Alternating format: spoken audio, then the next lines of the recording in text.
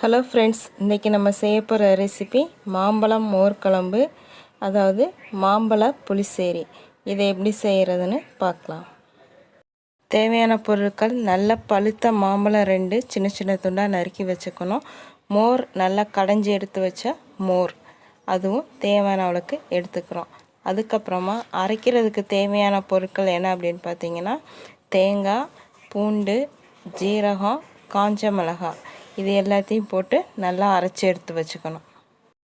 அரைச்சி வச்ச மசாலாவை பாத்திரத்தில் போட்டு தேவையான அளவுக்கு தண்ணி ஊற்றி கொதிக்க விடணும்.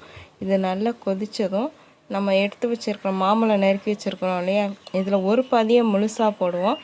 இன்னொரு பாதியை நல்லா பிசைஞ்சு குழம்புல போட்டு திரும்பவும் கொஞ்ச நேரம் வேக விடணும்.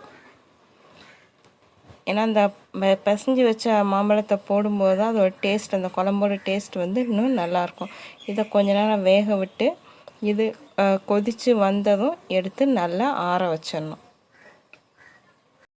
சூடான மசாலாவை மோரில் வந்து சேர்க்கக்கூடாது. அதனால் இதை நல்லா ஆற விட்டு அதுக்கப்புறமா தான் இதை வந்து நம்ம வந்து மோரில் சேர்க்க போகிறோம்.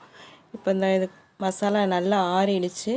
இதை நம்ம ஏற்கனவே எடுத்து வச்சுருக்கிற மோரில் எடுத்து போட்டு அதை வந்து நல்லா கலந்துடணும். இதில் போட்டு நல்லா கிளறி எடுத்து வச்சிடலாம். இப்போ இந்த ஸ்டேஜில் தேவையான அளவுக்கு உப்பையும் சேர்த்து நல்லா கிளறி விட்டுடணும்.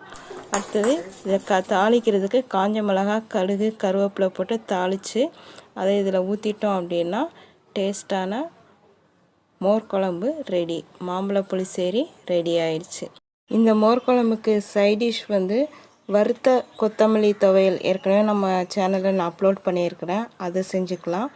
அப்படி இல்லைன்னா உருளைக்கிழங்கு பொரியல், கத்திரிக்காய் பொரியல், இந்த மாதிரி காரமாக ஏதாவது ஒரு பொரியல் வச்சிங்கன்னா நல்லாயிருக்கும். இதை ட்ரை பண்ணி பாருங்கள். இந்த ரெசிபி உங்களுக்கு பிடிச்சிருந்ததுன்னா லைக் பண்ணுங்கள், கமெண்ட் பண்ணுங்கள், ஷேர் பண்ணுங்கள், எங்கள் சேனலை சப்ஸ்கிரைப் பண்ணுங்கள். தேங்க்யூ.